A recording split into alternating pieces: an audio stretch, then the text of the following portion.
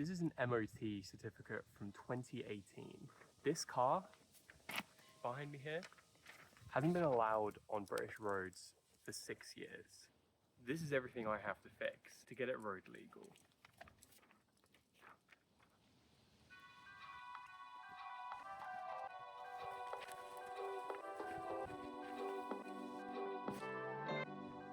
That's the goal. You shouldn't go into uncharted territory without a map. This plan has been broken down into 5 tiers, starting with the bonnet is in an absolute state, and you can see my feeble attempt at trying to fix it here, but unfortunately I think it's too far gone. There's just rust everywhere. I think the pollen filter should be pretty easy. I do want to replace the headlights, or maybe do like a projector LED conversion. Tint the backlights, replace those. We've got the spark plugs and the distributor cap, and all the wires should be a pretty simple fix. And then we've got the air intake as well. I was thinking about putting a cold air intake in, but that's just probably going a bit too far, at least at this stage. I don't even know what they are, but they look rusty as hell. They need to get replaced. This, oh my god, look how crusty that is. It's disgusting. Yeah, I did an oil change, but we're going to need to do another oil change. I just did a cheap one. Got some stuff from Tesco's. Here's a couple of pictures that I took. I didn't actually film the first round, but it was just to see what sort of state it was in. This grounding wire looked a bit crusty. I might replace that. This, I have no clue what it is. It must have just been annoying, so they just clipped it. And then here you can see there's evidence of me doing an oil change. There's a cheap filter. And then, yeah, the tyres, they're all cracked and worn, just ancient. Need replacing. Next round, we've got all the fluids. We've got the coolant, which needs a triple flush. We've got the power steering and the windscreen cleaner. Absolutely stinks of sewage. And then we've got the brake fluid there. And then here we've got the fuel filter.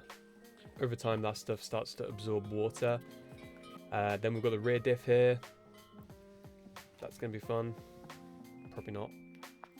And then we've got this serpentine belt here. That's going to be super fun to access.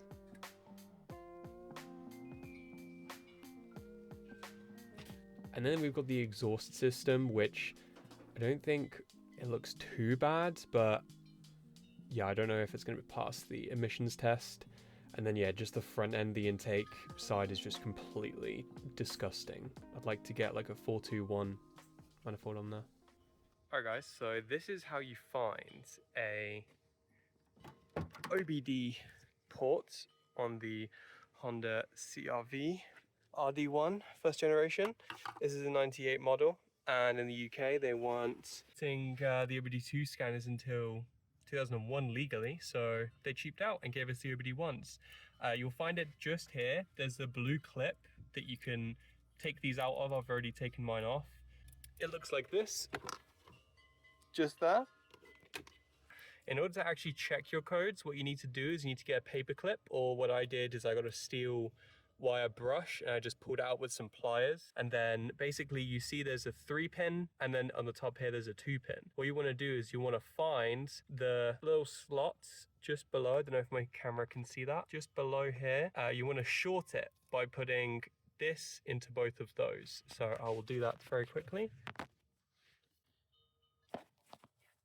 So as you can see here, I have shorted both of those. Probably should have turned the car off before I did that. Cool, so in order to actually check your codes, what you're going to need to do is you're going to need to get your keys. You're going to need to insert them. And then you're going to need to turn it to the second position. And then on my car, what happens is this will beep. So a long one is for the first digit.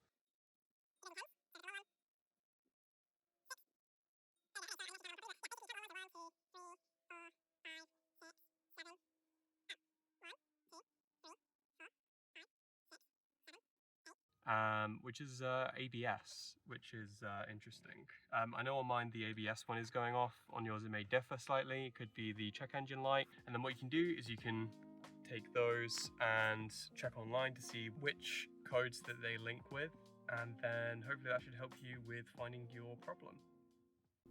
I need to find the mysterious source of this leak here.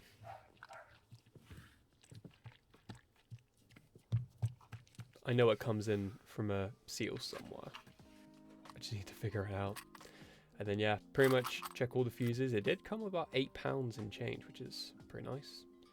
Bought the wrong size fuses. These are the micro ones. And then I'm gonna have to check all the front fuses as well. Could be a simple fix for some of the electrical faults. So that's it. That's all the basic stuff for now. We're going to be getting into some harder territory now, and it's stuff that I'm getting progressively more and more worried about. I think this is the perfect time to subscribe if you want to see a beginner take on a project like this. I'll be filming pretty much every step of the journey, including all of the mistakes I'm bound to make. But hopefully there'll be a few triumphs in there as well. So yeah, the brake calipers on both sides are going to have to be rebuilt, and rear brake drums definitely going to have to be changed. I was thinking about doing a brake caliper conversion on them, but I feel like that's a bit too much to do all in one go. And then we've got the drive shafts. We've got to change all the drive shafts. Very crusty. I mean, the boots haven't split on them, but yeah, I feel like at this point it's just, yeah, look, all that pitted corrosion and rust. Best bet to change them. And then we've got the suspension, no leaks on them, and the coils seem okay, but again, while I'm there, may as well change them out. I'll just go with some sort of OEM replacement ones. And then we've got the sunroof. That's going to be super annoying. I've no experience in changing seals or anything like that, and it doesn't work. Could be a fuse, but it could have shorted because the water has just gotten through the seal.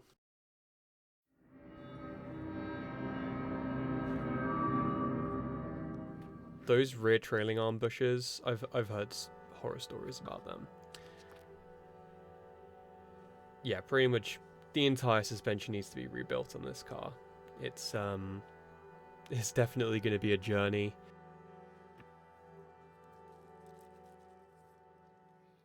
I just realized that this thing that I put on it to protect it from water is just sat in water.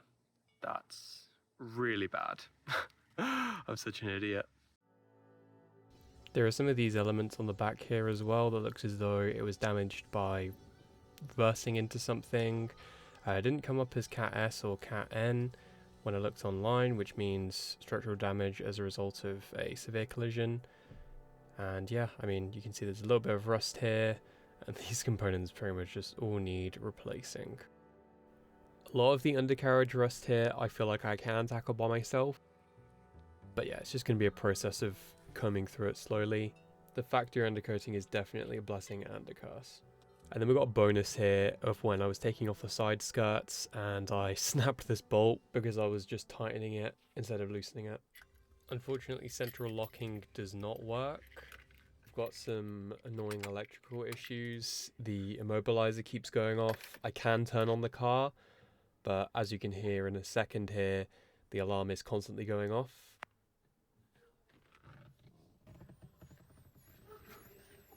Though it is very quiet. I have no clue how I'm going to fix that. And then yeah, we've got random ancient technology in here, which I'm going to have to change out. Should be pretty easy though. And then lastly, we've got the brake lines. These are going to be a copper alloy, so I'm going to have to find a way to reroute them. Obviously buy some new rubber hoses for the back sides. And then yeah, hopefully the brakes don't fail on me. That's going to be super important to make sure they're done correctly.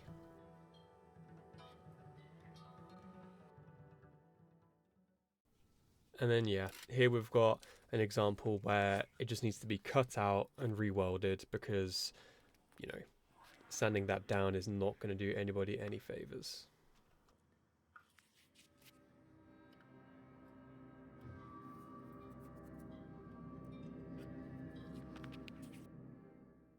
So that's the plan. We've got jobs ranging from simple filter changes to things that I just simply can't do here, like welding. Yeah, next episode we will be doing some fluid changes, so doing another oil change, coolant flush. We'll take a look at the automatic transmission fluids, we'll look at the rear diff fluid, so hopefully nothing too bad happens, but at least we have a roadmap.